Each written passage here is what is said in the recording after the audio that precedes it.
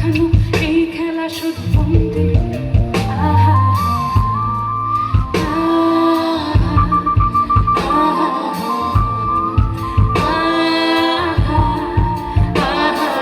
তার যে খোলা জানালায় কত ভুল করে কোন রাস্তায় হয়তো পেলেও পেতে পারি আরো সঙ্গী।